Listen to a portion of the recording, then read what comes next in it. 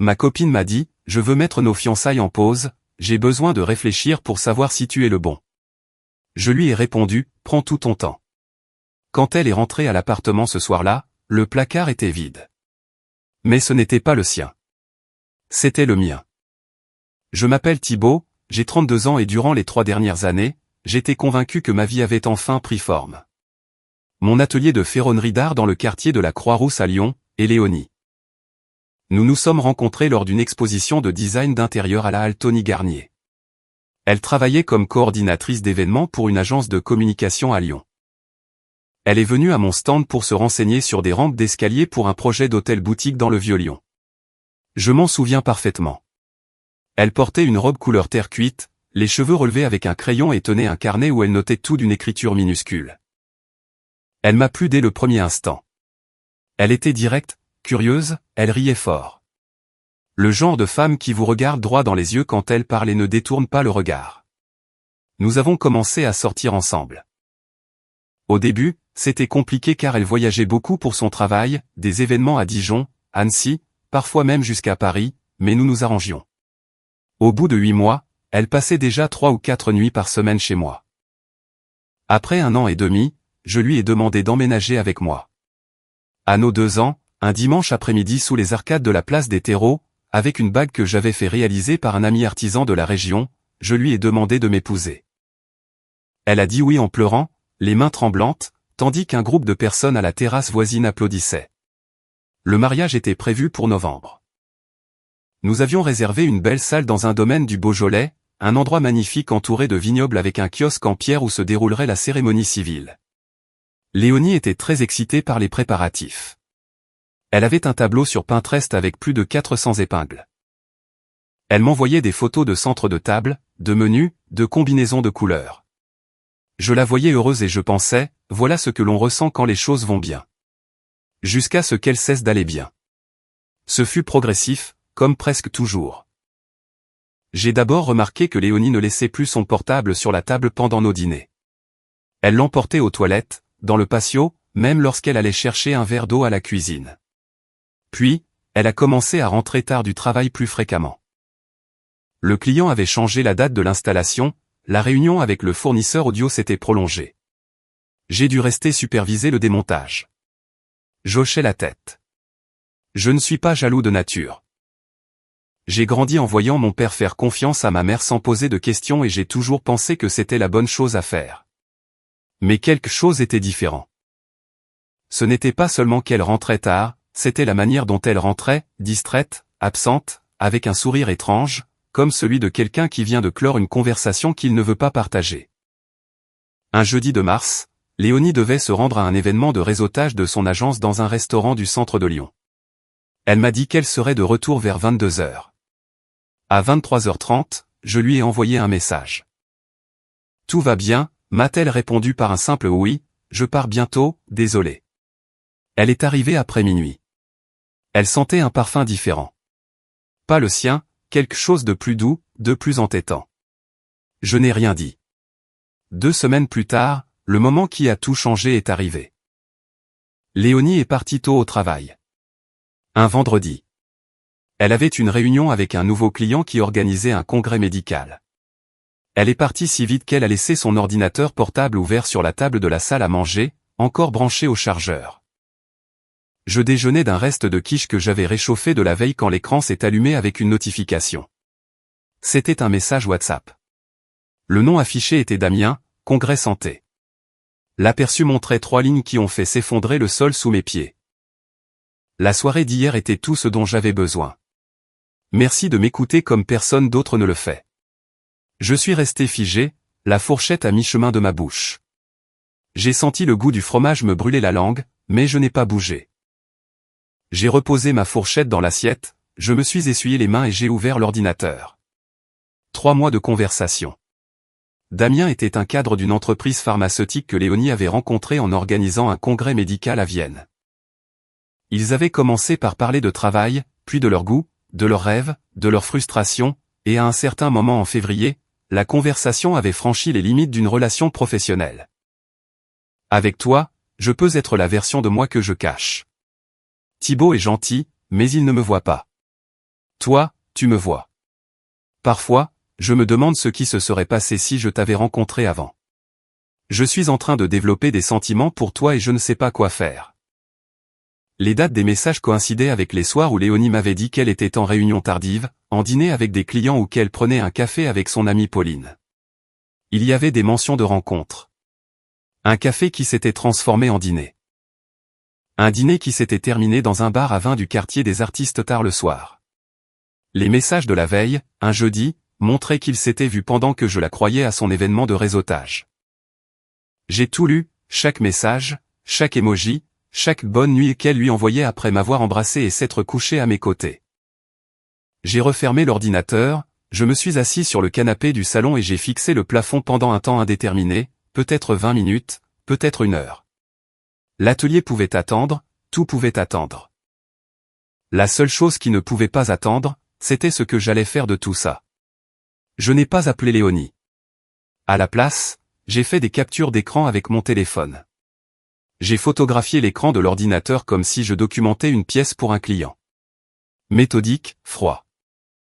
Chaque conversation, chaque date, chaque mensonge enregistré. Ensuite, j'ai appelé ma sœur Béatrice. Elle vit à Villefranche-sur-Saône avec son mari et ses 2 enfants. Béa est la personne la plus posée que je connaisse. Elle ne crie pas, ne dramatise pas, elle écoute simplement et dit ensuite exactement ce que vous avez besoin d'entendre. Tu es sûr de ce que tu as vu? Je t'ai envoyé les captures. Un long silence. Puis, qu'est-ce que tu vas faire? Je vais mettre fin à tout ça, mais à ma manière. Tu as besoin que je vienne? Pas encore. Je te tiens au courant. J'ai passé le reste du vendredi à tout organiser. J'ai appelé la salle du domaine dans le Beaujolais. Madame Viviane, la propriétaire, a été aimable. Elle m'a expliqué qu'avec 6 mois de préavis, il pouvait rembourser 80% de la compte. J'ai annulé le rendez-vous avec la fleuriste. J'ai envoyé un message au traiteur qui devait préparer le menu que Léonie avait choisi. Ensuite, j'ai fait quelque chose qui m'a fait plus mal que tout le reste. J'ai appelé ma mère. Ma mère, Madame Geneviève, vit seule dans une maison à Caluire-et-Cuire depuis la mort de mon père il y a 6 ans. C'est une femme forte, du genre à se lever à 5 heures pour s'occuper de son jardin, même s'il n'y a pas grand-chose à faire. Quand je lui ai dit ce que j'avais découvert, elle est restée silencieuse un long moment. Mon fils, et toi, tu vas bien? Non, maman, mais ça va aller. Tu veux que j'appelle ses parents? Non, je m'en occupe, mais j'ai besoin que tu viennes ce soir à l'appartement. Amène Béa si elle peut. Ensuite, j'ai appelé les parents de Léonie, Monsieur Robert et Madame Paulette. Ils vivent à Sainte-Foy-les-Lyons, dans une maison avec un grand jardin où Madame Paulette cultive des fleurs fraîches chaque semaine. Je leur ai dit que je devais leur parler, à eux et à Léonie, ce soir-là. Je n'ai pas expliqué pourquoi. Monsieur Robert a demandé si tout allait bien. Je lui ai dit, vous devez être là, c'est important. J'ai rassemblé mes affaires essentielles dans 2 valises. Je les ai emmenées chez Béa à Villefranche-sur-Saône. Je me suis senti bizarre en montant mes vêtements par l'escalier de sa maison, comme si je retournais à une période antérieure de ma vie. Son mari, Olivier, m'a aidé sans poser de questions. Il a juste dit, tu as une chambre ici, pour aussi longtemps que tu en auras besoin. Je suis retourné à l'appartement à 17 heures. Je me suis assis dans la cuisine pour attendre. Léonie est arrivée à 18h15. Elle avait un sac de courses du Carrefour avec une bouteille d'eau de coco et des biscuits. Elle m'a trouvé assis au bar de la cuisine, les lumières éteintes, à l'exception de celle de la haute au-dessus de la cuisinière, cette lumière jaune qui donnait à l'ensemble l'air d'une scène de vieux film. « Qu'est-ce que tu fais dans le noir ?» a-t-elle demandé en posant le sac dans le réfrigérateur. « Assieds-toi, Léonie. » Quelque chose dans mon ton l'a stoppée. Elle s'est assise sur le tabouret en face de moi. Elle a posé son téléphone sur le bar, face vers le bas. Une nouvelle habitude. Il faut que je te dise quelque chose, a-t-elle commencé. J'ai beaucoup réfléchi à nous, au mariage, à tout. Dis-moi. Je t'aime, Thibaut, vraiment, mais je me sens dépassé. J'ai l'impression qu'on s'est fiancés trop vite et j'ai besoin de temps pour être sûr. Je veux mettre nos fiançailles en pause. Pas rompre, juste souffler un peu. Je l'ai regardée. Elle avait les yeux humides, les mains crispées sur le bar. Elle semblait nerveuse, mais il y avait autre chose. Du soulagement, comme si elle avait répété ce discours de nombreuses fois et qu'elle le livrait enfin. De combien de temps as-tu besoin? Je ne sais pas, quelques semaines, peut-être un mois. Du temps pour réfléchir à nous, ou du temps pour voir si ça marche avec Damien. Elle a perdu toutes ses couleurs, comme si on venait de la vider de son sang. Ses lèvres se sont entr'ouvertes, mais aucun son n'en est sorti. Damien, de la société pharmaceutique, celui du congrès médical, celui qui te comprend comme je n'ai jamais pu le faire, celui qui te fait te sentir vivante. Thibaut. Tu as laissé l'ordinateur portable ouvert ce matin. Les messages étaient là. 3 mois, Léonie. 3 mois à me mentir en face.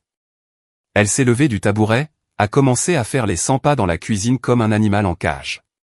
Tu n'avais pas le droit de lire mes conversations. Tu as laissé l'écran allumé sur la table où je prends mon petit déjeuner.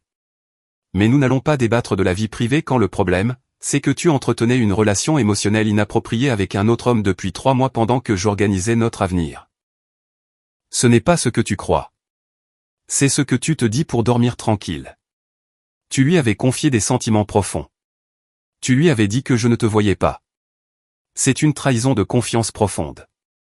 Elle s'est rassise. Les larmes ont commencé à couler, mais je ne les ressentais plus comme avant. Elle ne m'attendrissait plus. C'était une erreur.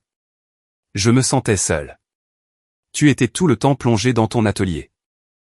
Ne mets pas cette situation sur le compte de mes horaires de travail. J'étais à l'atelier pour construire l'avenir que tu disais vouloir. Chaque pièce, chaque rampe, chaque facture était pour la maison, pour le mariage, pour nous. Et pendant que je travaillais dur, tu envoyais des messages personnels à un autre homme. La sonnette a retenti. Léonie m'a regardé avec de grands yeux. Qui est-ce? Nos familles. Je leur ai demandé de venir. Non, Thibaut, non. Ne mêle pas ma famille à ça, s'il te plaît. C'est toi qui as mêlé nos familles à ça quand tu as accepté une bague tout en entretenant cette relation en cachette. Il mérite de savoir pourquoi le mariage de novembre n'aura pas lieu. J'ai ouvert la porte. Sur la droite se trouvaient ma mère et Béa. Sur la gauche, Monsieur Robert et Madame Paulette, qui étaient venus de Sainte-Foy dans leur voiture. Les 4 se sont regardés, avec cette confusion qui précède les difficultés. Entrez, s'il vous plaît. Merci d'être venu. Le salon s'est rempli d'un silence épais. Léonie était assise sur le fauteuil individuel, les mains entre les genoux, le visage rouge, les yeux gonflés. Je suis resté debout. Léonie et moi, nous n'allons pas nous marier, ai-je dit. J'ai découvert qu'elle entretenait une relation émotionnelle inappropriée depuis 3 mois avec un homme qu'elle avait rencontré lors d'un événement professionnel. Elle lui avait menti sur sa situation et m'avait menti en inventant des réunions et des dîners pour le voir. Madame Paulette a porté la main à sa bouche. Monsieur Robert a regardé sa fille avec une expression que je ne lui avais jamais vue. Ce n'était pas de la colère, c'était quelque chose de plus profond. De la déception. C'est vrai, ma fille, a demandé Madame Paulette d'une voix brisée. Maman, ce n'est pas ce que tu crois. J'ai les captures d'écran, ai-je dit. Vous pouvez les voir si vous voulez. 3 mois de messages, des dates qui coïncident avec des soirs où elle disait travailler ou être avec son amie Pauline. J'ai sorti mon téléphone, je l'ai tendu. Monsieur Robert l'a pris le premier. Il a lu en silence pendant une longue minute. J'ai vu sa mâchoire se crisper. Il a passé le téléphone à Madame Paulette, qui a lu moins de 30 secondes avant de fermer les yeux et de me le rendre. Tu lui avais confié que tu développais des sentiments pour lui, a murmuré Madame Paulette. Alors que tu étais fiancé à Thibaut, à ce garçon qui t'aime sincèrement. J'étais perdu, maman. Ma mère, qui était restée silencieuse, les mains sur les genoux, a parlé pour la première fois.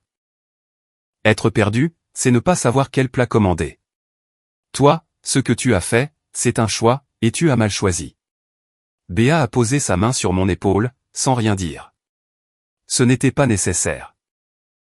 Monsieur Robert s'est levé, a passé une main sur son visage, a regardé Léonie avec cette dureté qu'ont les pères quand ils savent que leur fille a commis une erreur grave. Tu vas prendre ce dont tu as besoin ce soir. Tu rentres avec nous à Sainte-Foy, et demain tu commenceras à réparer le désordre que tu as provoqué. Léonie m'a regardé une dernière fois. Elle cherchait quelque chose dans mes yeux. Elle n'a rien trouvé. Ils sont partis à 21h. Madame Paulette s'est approchée avant de sortir et m'a pris les mains. Pardonne-moi, Thibaut. Je l'ai pourtant mieux élevée que ça. Je lui ai dit qu'elle n'avait rien à se faire pardonner. Ma mère est restée un peu plus longtemps. Elle m'a préparé une tisane à la camomille dans la cuisine pendant que Béa lavait les verres que personne n'avait utilisés. Avant de partir, ma mère m'a serré dans ses bras sur le pas de la porte et m'a dit « Ton père serait fier de la façon dont tu as géré ça. » Ce fut la seule chose qui me fit pleurer de toute la journée. Ce soir-là, seul dans l'appartement, j'ai appelé le serrurier.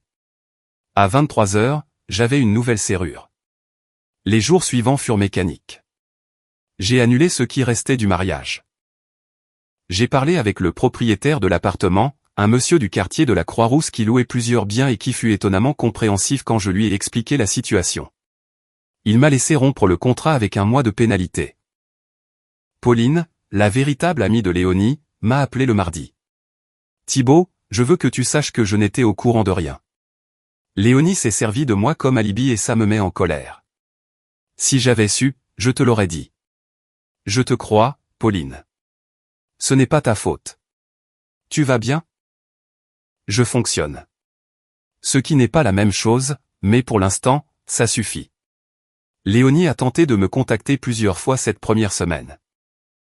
Des messages que je n'ai pas ouverts, 2 appels que j'ai refusés, un bouquet de fleurs laissé à l'atelier avec une carte qui disait « Pardonne-moi, j'ai été idiote ». Je l'ai donné à la dame qui vend des fleurs au coin de la rue. 2 semaines plus tard, j'ai reçu un message sur LinkedIn. C'était Damien. Je tiens à m'excuser. Léonie m'avait assuré qu'elle était célibataire. Elle n'avait jamais mentionné de fiançailles. Si j'avais su, je n'aurais jamais franchi cette ligne. Je n'ai répondu qu'une seule chose. Elle portait une bague de fiançailles tous les jours. Tu n'as jamais posé de questions. Il n'a pas répondu. J'ai déménagé dans un appartement plus petit dans le quartier de la Guillotière, à 10 minutes à pied de l'atelier, un 2e étage avec un balcon où tiennent une chaise et un pot de fleurs. La première nuit, j'ai dormi les fenêtres ouvertes et j'ai entendu les bruits de la ville au loin. Et pour la première fois depuis des semaines, j'ai senti que je pouvais respirer sans que l'air me pèse. Au fil des semaines, j'ai appris par le réseau inévitable de connaissances communes que Léonie racontait aux gens que nous avions eu des différends irréconciliables et que la rupture avait été mutuelle. Je ne suis pas allé la corriger publiquement, mais quand quelqu'un me posait directement la question, je racontais la vérité sans fioriture. La version réelle s'est propagée d'elle-même, comme toujours dans une ville comme Lyon, où tout le monde connaît quelqu'un qui connaît quelqu'un. L'histoire entre Léonie et Damien a été de courte durée. Je suppose que lorsque l'excitation du secret disparaît, ce qui reste n'est pas toujours suffisant. On m'a dit qu'il avait mis fin à la relation au bout de 5 semaines, que lorsque Léonie est devenue réellement disponible, Damien a découvert qu'il n'avait pas grand-chose en commun au-delà de l'adrénaline de la situation. 1 mois après tout ça, Léonie est apparue à l'atelier. Elle est arrivée alors que je soudais des charnières pour un portail. J'ai enlevé mon masque et je l'ai vue debout à l'entrée, les yeux rouges et un dossier à la main. Je peux te parler 5 minutes. J'ai regardé ma montre. 5 minutes. Je suis en thérapie. Ma psychologue m'a aidé à comprendre que ce que j'ai fait, c'est de l'auto-sabotage. J'avais peur de l'engagement et, au lieu de l'affronter, j'ai cherché une issue. Damien ne signifiait rien de réel.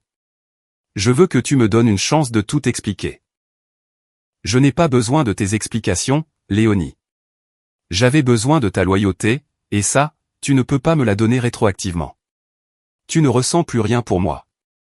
Je ressens beaucoup de choses, mais aucune n'est suffisante pour te faire confiance à nouveau. Elle est partie en pleurant. Je ne l'ai pas retenue. Je ne suis pas sorti la chercher. J'ai remis mon masque et j'ai terminé les charnières. Béa m'a demandé si j'avais été tenté de l'écouter. La réponse honnête est non. Pas par orgueil, mais par clarté. Léonie ne me cherchait pas parce qu'elle m'aimait, elle me cherchait parce qu'elle s'était retrouvée seule et avait besoin de croire que les dégâts n'étaient pas permanents. Mais ils l'étaient. Pour moi, ils l'étaient. Il y a 3 semaines, j'ai croisé Madame Paulette au supermarché Carrefour de la région. Elle était dans le rayon des biscuits, le caddie à moitié plein et les yeux fatigués. Elle m'a vu et s'est arrêtée. Thibaut. Comment vas-tu, mon fils? Bien, Madame Paulette. Vraiment. Léonie traverse une mauvaise passe, mais c'est son affaire. Je voulais juste te dire que je suis vraiment désolé pour ce qui s'est passé. Tu as toujours été bon avec ma famille. Et vous avec moi. Ça ne change pas. Elle m'a serré le bras et a continué son chemin. Je l'ai regardé s'éloigner dans le rayon et j'ai pensé à tous les dîners du dimanche dans sa maison de Sainte-Foy, au plat de Madame Paulette à Noël, à Monsieur Robert m'apprenant à tailler ses rosiers. Cela me manquait plus que Léonie elle-même, et je crois que ça dit tout. Aujourd'hui, presque 4 mois ont passé. L'atelier marche bien. Je viens de signer un gros contrat pour un nouveau projet dans la région de Lyon. 60 rampes et un portail principal. C'est le plus gros projet que j'ai jamais eu. Le soir, je rentre à mon appartement de la Guillotière, je me prépare des œufs avec des légumes, je m'assois sur le balcon avec un verre de vin et j'écoute la ville s'éteindre. Je ne suis pas en colère, je ne suis pas triste, je suis dans un état qui n'a pas encore de nom précis, quelque chose entre l'acceptation et la reconstruction. Comme ce moment à la forge, quand le métal est sorti du feu mais n'a pas encore sa forme définitive. Il est chaud, malléable, ouvert à ce qui viendra. Léonie a voulu me mettre en pause pendant qu'elle décidait ce qu'elle voulait. Ce qu'elle ne savait pas, c'est que je ne suis pas un projet qu'on congèle et décongèle à sa convenance. Je lui ai donné l'espace qu'elle demandait, tout l'espace, de manière permanente. J'ai appris que lorsque quelqu'un vous demande du temps pour réfléchir, il a généralement déjà réfléchi. Il cherche juste une façon de retomber sur ses pieds. J'ai appris qu'avoir les preuves avant de parler retire à l'autre personne le pouvoir de réécrire l'histoire. J'ai appris qu'impliquer les familles fait mal, mais que c'est mieux que de passer des mois à se battre contre des versions inventées. Et le plus important, j'ai appris que je préfère un lit vide mais honnête, à un lit partagé avec quelqu'un qui se sert de moi comme filet de sécurité en attendant de trouver mieux. Je m'appelle Thibaut, j'ai 32 ans, je suis célibataire, j'ai un atelier de ferronnerie d'art, un petit appartement avec un balcon et une vie qui est enfin entièrement la mienne. Je n'ai pas eu le mariage que je projetais, mais je n'ai pas eu non plus le mariage qui se serait brisé à la première difficulté. Et ça, malgré la douleur, c'est plus que suffisant. Commentaire, je tenais à vous remercier sincèrement d'avoir regardé cette vidéo jusqu'au bout. Ce qui m'a profondément marqué, c'est cette force tranquille qui permet de préserver sa dignité même dans les moments difficiles. Il est essentiel de savoir poser des limites claires pour se respecter soi-même. Assumer sa part de responsabilité face à la vérité nous aide à avancer sans regret. La bienveillance envers les autres reste une belle qualité même quand on est blessé. La guérison commence vraiment lorsqu'on accepte de lâcher ce qui ne nous convient plus. Choisir la paix intérieure plutôt que de prolonger la souffrance apporte une vraie liberté. Je vous invite à prendre un instant pour réfléchir à vos propres expériences et à ce qui compte vraiment pour vous. Prenez soin de votre cœur avec la même gentillesse que vous offrez aux autres. Dites-moi en commentaire quelle leçon vous a touché le plus personnellement. Si te gusto, no olvide dejar un comentario y apoyar el canal suscribiendo. Nos vemos en las próxima historia.